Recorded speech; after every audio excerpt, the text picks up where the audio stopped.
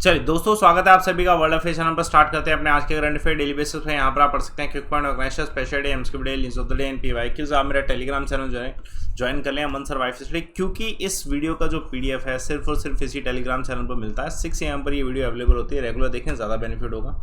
आज के दिन की शुरुआत 12 जून world day against child labour आज के दिन ऑब्जर्व किया जाता है। देखिए, इसे ऑर्गेनाइज करता है international labour organization. International labour organization की स्थापना 1919 में हुई थी, आईएलओ की स्थापना, और इसी के साथ जो है इसी में इंटरनेशनल लेबर स्टैंडर्ड भी जो है सेटअप किया गया था। अगर देखा जाए तो लास्ट जो किंगडम ऑफ टोंगो जो साउथ पैसिफिक आइलैंड नेशन है, इसको 187 मेंबर बनाया गया। और आज के समय लेबर से संबंधित जो भी लॉज हैं वो आईएलओ के द्वारा बनाए जाते हैं। 2015 में सस्टेनेबल डेवलपमेंट गोल में भी जो है चाइल्ड लेबर को एंड करने के लिए जो है वन ऑफ द गोल बनाया गया था। Let's see the first question. NSA national security adviser Ajit Doval जो है हाल फिलहाल में विजिट करे राष्ट्रीय रक्षा यूनिवर्सिटी में। ये कहाँ पे है? तो गुजरात। ये गुजरात के लवाड़ लोकेशन है, गांधीनगर के नियर बाय, वहाँ पे ये लोकेशन है जहाँ पे एनएसए गए थे। एनएसए के साथ साथ जो हैं जो हमारे डिप्टी नेशनल सिक्योरिटी एडवाइजर हैं वो भी गए, राजेंद्र खन्ना, और बाकी नेशनल सिक्योरिटी एडवाइजर के बोर्ड मेंबर्स थे, कुछ एकेडमिक्स। देखिए, ये जो पूरा जो राष्ट्रीय रक्षा यूनिवर्सिटी है, इसमें ब्रीफ किया गया आईटी से संबंधित बहुत सारी चीज़ें, जैसे आईटी इंफॉर्मेशन टेक्नोलॉजी लैब है जियो इंटेलिजेंस सिस्टम पे। उसके अलावा जो है यूनिवर्सिटी जो है इसमें कुछ डोमेन सब्जेक्ट्स हैं, एग्जाम्पल डिफेंस और strategic studies, maritime, coastal security, IT, artificial intelligence, criminology, इन सब पे भी जो है डिस्कशन किया गया है। अब नेक्स्ट क्वेश्चन देखते हैं। दूसरा क्वेश्चन, रबाब फतीमा जो है इनको अपॉइंट किया गया है यूनाइटेड नेशन का अंडर सेक्रेटरी जनरल, और ये कौन से देश से संबंधित है? तो आंसर है बांग्लादेश। देखिए, इतनी हाई पोस्ट पे हाईएस्ट रैंक है ये जो बांग्लादेश के किसी सिटीजन ने यूनाइटेड नेशन में अटेन करी। अब ये पोजीशन क्या है कि यूनाइटेड नेशन के जो सिक्योरिटी जनरल हैं एंटोनियो गुटेरेस, इनके द्वारा इन्हें अपॉइंट किया गया एज अ परमानेंट जो मेंबर थे। ये अभी भी परमानेंट रिप्रेजेंटेटिव हैं यूएन के, तो इनको जो है हाई रिप्रेजेंटेटिव बनाया गया है for the least developed countries, जो लैंडलॉक डेवलप्ड कंट्रीज़ हैं, ठीक है, और स्मॉल आइलैंड्स हैं, उन सभी का। तो ये एक हाई पोस्ट है जिसमें इनको जो है रखा गया है। इनकी अपॉइंटमेंट जो है एक तरीके से रिफ्लेक्ट करती है कि बांग्लादेश इस समय इंटरनेशनल एरिना में जो है बहुत अच्छा काम कर रहा है। डिप्लोमेटिक अगर देखा जाए तो प्रोफेशनली डिप्लोमेटिक एरिया में जो है एक अच्छा काम कर रहा है। Let's see the next question. European central bank के द्वारा हाल फिलहाल में इंक्रीज़ किया गया इंटरेस्ट रेट को। ये इसलिए यूनिक है कि ये बहुत सालों बाद जो है यूरोपियन सेंट्रल बैंक ने इंटरेस्ट रेट को जो है इंक्रीज़ किया है पहली बार। तो 11 सालों बाद जो है ये किया गया है। यूरोपियन सेंट्रल बैंक के द्वारा पहली बार पॉलिसी मेकर्स जो हैं इनके द्वारा कहा गया कि इंटरेस्ट रेट को नेक्स्ट मंथ से जो है बढ़ा दिया जाएगा, और ये पहली बार ऐसा हुआ है, ठीक है, पूरे डिके में 11 सालों बाद। और ये किस लिए? डेफिनेटली अभी यूक्रेन और रशिया वॉर चल रही है, तो उसकी वजह से इन्फ्लेशन जो है इंक्रीज़ हुआ है, तो इंटरेस्ट रेट को बढ़ाना जो है ज़रूरी है। इवन अगर देखा जाए तो इंडिया में भी जो है बहुत सारी चीज़ें बढ़ी हैं, 50 बेस पॉइंट बढ़ा है, तो ये सब चीज़ें जो है आम है कि किसी भी बैंक के द्वारा जो है इन्फ्लेशन को कंट्रोल करने के लिए जो है इंटरेस्ट रेट को बढ़ाया जाएगा। चलिए, the annual rate of price जो है इतना क्लाइम किया है 8.1%। Let's see the next question. Recently कौन सा स्टेट है जहाँ पे लेजिस्लेटिव असेंबली का सेशन शुरू हुआ है? आपको कहेगा सर ये लेजिस्लेटिव असेंबली के सेशन तो हर जगह शुरू होते हैं, यहाँ पे यूनिक है। यहाँ पे कुछ यूनिक है। आंसर है वेस्ट बंगाल, क्योंकि यहाँ पे इस बार जो मुद्दा है वो 25 बिल इंट्रोड्यूस किए हैं, और वो किस लिए इंट्रोड्यूस किए हैं कि गवर्नर को चांसलर की पोस्ट से हटाया जाएगा। जितने भी यूनिवर्सिटी के गवर्नमेंट यूनिवर्सिटी उसके चांसलर की पोस्ट गवर्नर की होती है अमूमन, लेकिन अब इन्हें हटाया जाएगा, और जो बाकी प्राइवेट यूनिवर्सिटी के जो विजिटर हैं उनको भी हटाया जाएगा। और ये सारी पोस्ट किसके अंडर आएगी? चीफ मिनिस्टर और मिनिस्टर ऑफ एजुकेशन रिस्पेक्टिवली। तो एक बड़ी बात है। हालांकि ये जो प्रीसीडिंग सेशन स्टार्ट हुआ था उसमें पहला तो ट्रिब्यूट दिया लेट सिंगर जो के हैं, जो वेस्ट बंगाल से ही संबंधित है, उनका हाल फिलहाल में हार्ट अटैक की वजह से निधन हुआ, तो ये भी हुआ। तो let's see the next question. Russia और कौन सी कंट्री ने अनवील किया फर्स्ट हाईवे ब्रिज? ये एक बड़ी बात है अगर देखा जाए तो, जिससे चाइना, इसका आंसर है रशिया और चाइना के बीच में कनेक्शन बढ़ता जा रहा है। अगर हम देखें हाल फिलहाल में, ठीक है, रशिया और चाइना जो है कनेक्ट कर रहे हैं, और ये इंडिया, आप समझ ही सकते हैं कि जो चाइना है ये काउंटर कर सकता है इस चीज़ से। रशिया और चाइना के बीच में ये फर्स्ट एवर रोड ब्रिज बनाया गया है। ये दो कंट्री के बीच में स्ट्रेंथ को सिग्निफाई कर रहा है, ठीक है। मॉस्को की वॉर के बाद भी जो है रशिया और चाइना का सपोर्ट बना हुआ है। किलोमीटर लॉन्ग जो ब्रिज है ये अमुर रिवर पे है।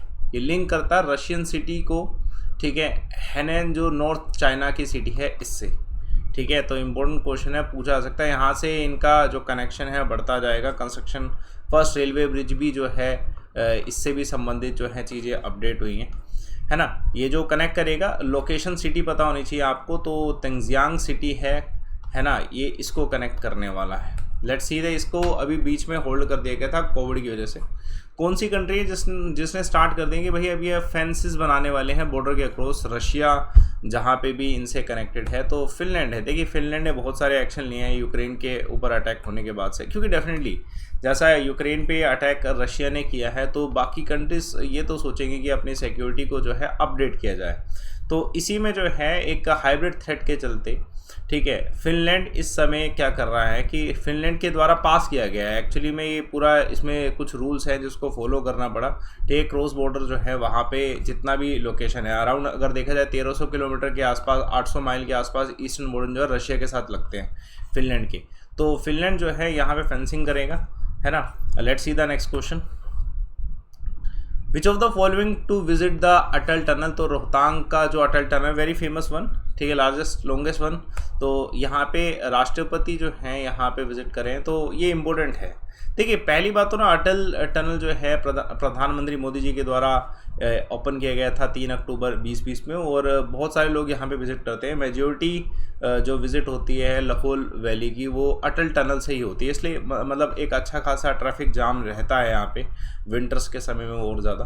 तो अभी हाल फिलहाल में अटल टनल को ना शट डाउन किया गया, और किस लिए, क्योंकि राष्ट्रपति जो है यहाँ पे विज़िट कर रहे हैं, क्योंकि वो हिमाचल में एक यूनिवर्सिटी में कन्वोकेशन में आए थे, तो उसके बाद यहाँ पे विज़िट कर रहे हैं। उसके अलावा लाहौल स्पीति का जो लोकेशन है वहाँ पे ये विज़िट करने वाले हैं, मुआयना करने वाले हैं, तो इम्पोर्टेंट है। अगर अटल टनल को देखा जाए तो BRO इस चीज़ को हैंडल करता है। Let's see the next question, BJP president JP Nadda जो है ये इंटरेक्ट करने वाले हैं कितने देश के हेड ऑफ मिशंस से, और नो BJP इनिशिएटिव को कंटिन्यू करने वाला है 13 कंट्रीज से, ठीक है। तो BJP की नेशनल प्रेसिडेंट अभी वैसे जो है एक मुद्दा चल भी रहा है, आप प्रॉफिट मोहम्मद का जो हुआ है, तो बाकी ये भी देख लेते हैं। BJP national president JP Nadda जो है 13 कंट्री के जो फॉरेन एनवॉय हैं उनसे रीच आउट कर रहे हैं, सो डैट कि जो इनका इनिशिएटिव है नो BJP उसको जो है लोगों तक पहुंचाया जा सके। 150 कंट्री अराउंड जो है जहाँ से रिप्रेजेंटेटिव जो है एम किया जा रहा है कि लोगों को पता चले कि आइडियोलॉजी क्या है BJP की, हिस्ट्री, इनिशिएटिव एंड ऑल, तो ये सब चीज़ें हैं। Let's see the next question, बाकी कंट्री कहाँ से देश से आने वाले, Africa, East Asian, Gulf, CIS, North America, इन सब से जो है पार्टिसिपेट करेंगे। Let's see the next question, cross border bus services जो है इंडिया की किस देश के साथ अब ओपन हो रही है 2 साल बाद, तो बांग्लादेश के साथ। तो ये cross border bus services Bangladesh और इंडिया के बीच में कोविड-19 की वजह से जो है सस्पेंड हो गई थी, अब इसे रिज्यूम किया जा रहा है, ठीक है। तो ये त्रिपुरा अगरताल का जो लोकेशन है वहाँ से इसे जो है फ्लैग ऑफ किया जाएगा। लोकेशन क्या है जो कनेक्ट होती है, अगरताल, ढाका, कोलकाता, अगरताल, ये रूट है बस सर्विसेज जो दी जाती है। पीपल टू पीपल टाई इसमें कनेक्ट होते हैं। Definitely high commission of India जो है बांग्लादेश, इनके द्वारा ये अपडेट दिए गए। तजुल इस्लाम चेयरमैन जो बांग्लादेश रोड ट्रांसपोर्ट कॉरपोरेशन है, इन्होंने भी इस चीज़ को कंफर्म किया है कि ये इस रूट पे जो है अब सर्विसेज जो है दोबारा दी जा रही। कौन सी स्टेट गवर्नमेंट है जिसने कोलैबोरेट किया है डेनमार्क के साथ, सो डैट ये water supply air quality improve हो, तो ये दिल्ली सरकार के द्वारा किया गया।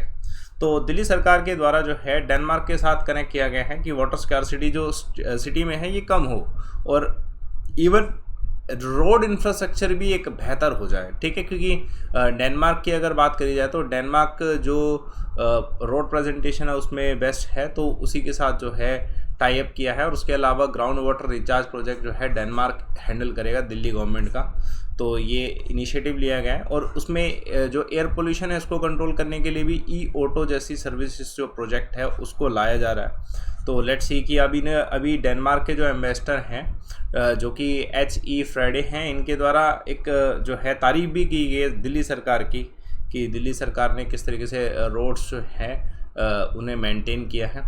बाकी सेंटर भी इन रोड्स को बनाता है डेफिनेटली, क्योंकि सेंटर और दिल्ली दोनों ही जो है इसमें लगती हैं। क्विक पॉइंट देखिएगा, अगर बात करी जाए तो कौन सी कंट्री ने 5 डेज जो वर्क है अब ये कर दिया है पूरे वीक में, एनर्जी क्राइसिस की वजह से पाकिस्तान ने किया है। इन्होंने ऐसा नहीं कि फ्री करने के लिए किया है, एनर्जी क्राइसिस की वजह से। हाल फिलहाल में कौन सी स्टेट में जो है, कौन सी स्टेट के स्कल्पचर जो है ऑस्ट्रेलिया यूएसए में रिकवर किए गए? तमिलनाडु के। हाल फिलहाल में ईरान और ताइवान ने जो है इंडिया की टी जो है इसे रिजेक्ट किया है।